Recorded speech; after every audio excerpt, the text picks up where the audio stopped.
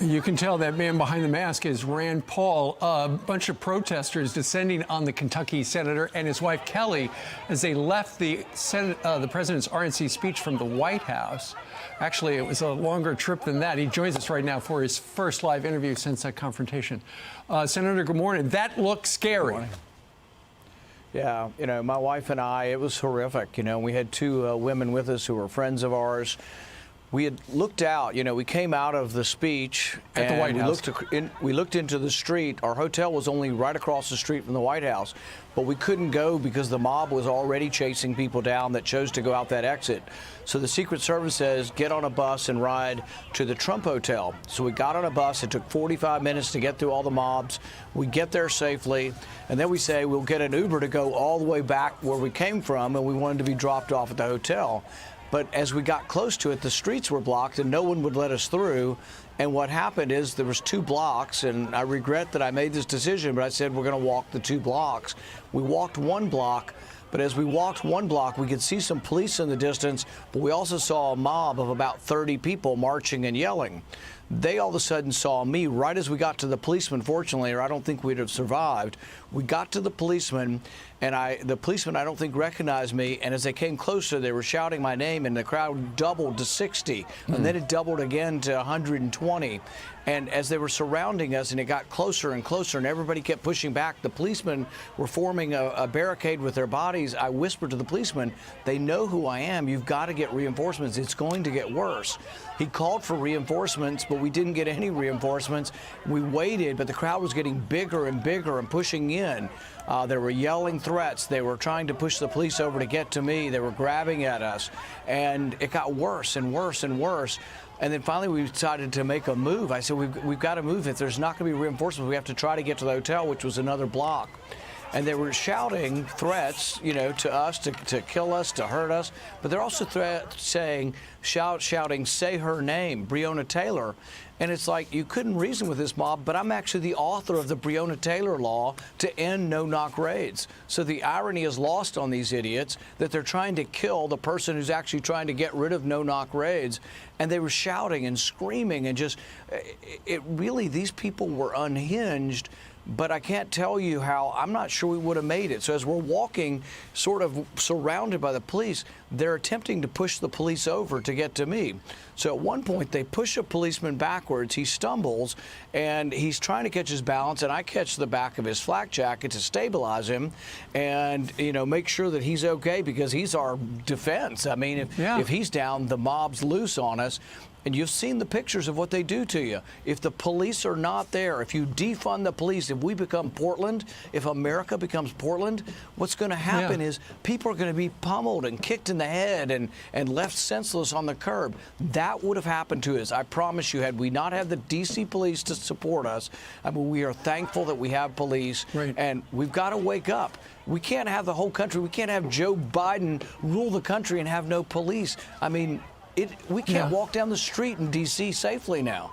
That's how bad it is. I saw one police officer was actually using his bicycle to try to keep the crowd back. He fell into you. You almost stumbled and fell down. You and your wife are both okay, right? We are. We were unharmed, but, you know, it's still going on this morning. There's still mobs in the street blocking the streets. And I know it sounds like over the top to say that people are from out of town, but I think we're going to find out that these people are hired and from out of town. Specifically in our case, I believe there are going to be people who were involved with the attack on us that actually were paid to come here, are not from Washington, D.C., and are sort of paid to be anarchists.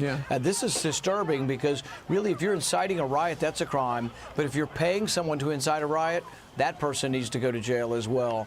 But we can't live this way. It's getting worse and worse.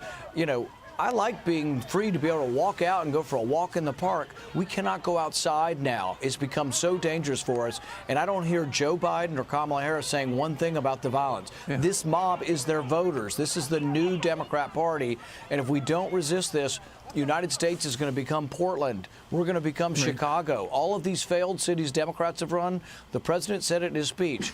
if we allow them to take over the White House, we are going to become Portland. The country will be on fire. We have to have law and order, and we have to support the police. Right. You know, I can't say that strong enough. Senator, some of the papers today are reporting that what was being yelled at you was, as you said, say her name, Breonna Taylor. You know, you said there were obscenities. I would not like you to repeat those, but you said there were threats. Tell us what the threats were. Well, the threats were to F you up, to kill you. The threats were if they could get hold of you, and I truly believe this with every fiber of my being, had they gotten at us, they would have gotten us to the ground. We might not have been killed. We might just have been injured by being kicked in the head or kicked in the stomach until we were senseless. You've seen the pictures. Most of the networks will not show the pictures of this. This is happening in all of our cities. It's got to stop. And thank God for the police. Had we not gotten to the police, I truly believe that the police saved our life, and we would not be here today, or we'd be in a hospital today had the police not been there. And I'd like to thank them if they're watching this. We thanked them last night, but it was still a melee. They were still trying to get people, away from us. Even in the hotel, people were following us into the hotel. Well, let me ask you this as an exit question. Given the fact that you said that these people are still on the streets, protesters are still on the streets, and we heard from Griff Jenkins about a half an hour ago that apparently a number of the businesses in Washington, D.C. are boarded up because they're worried about trouble going forward.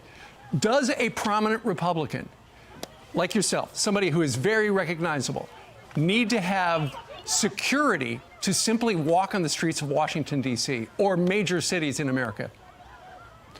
Probably yes, from now on. I don't feel it at home. At home, people are so friendly. I can go to the grocery store, and I want to live, the life of a normal person where I go to the grocery store and buy groceries or stop at the Minute Mart. And at home, I do feel that. But this also isn't normal. There's something going on here. This is like the FBI needs to be involved. What do you mean something's going on? Senator, what do you mean something's going on? You've got a feeling. Tell us what you think. My feeling is that there is interstate criminal traffic being paid for across state lines, but you won't know it unless you arrest them. Otherwise, you just think, oh, these are some normal hoodlums from a big city. I promise you that at least some of the members and the people who attacked us were not from D.C. They flew here on a plane. They've all got fresh new clothes, and they were paid to be here. It is a crime to do that, and it needs to be traced. The FBI needs to investigate, but the only way you can do it is you have to arrest people. And usually we say, oh, well, you didn't get hurt, so we're not going to arrest them. They were inciting a riot, and they would have killed us had the police not been there. They all need to be arrested, and I'm not saying forever, but they need to be arrested, questioned. They need to say, where are you staying? And the bills need to be subpoenaed by a judge to say, who paid for your bill? How did you get here on a plane and staying in a fancy hotel, and yet you're acting like a criminal? Something's going on here, and it's much bigger than people think. But the bottom line is we can't let the United States become Portland, and that's what my fear is, that the United States is going to be on fire if we have no police. And look, I've been for reform. I've authored 22 criminal justice reforms. They were yelling at me, we're not going to let you go alive unless you'll say out loud you're for criminal justice reform. And I'm like, you idiot. You are so dense that you have no idea that I've been a leading advocate for criminal justice reform with President Obama, with President Trump, and you're going to try to kill me, and I've been trying to help the problems.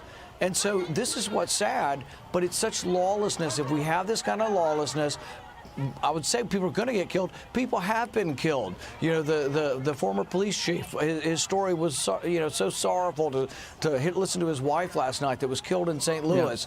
Yeah. The little girl, Sequoia Turner, 8 years old, was shot in the middle of the day in Atlanta because they took a wrong turn.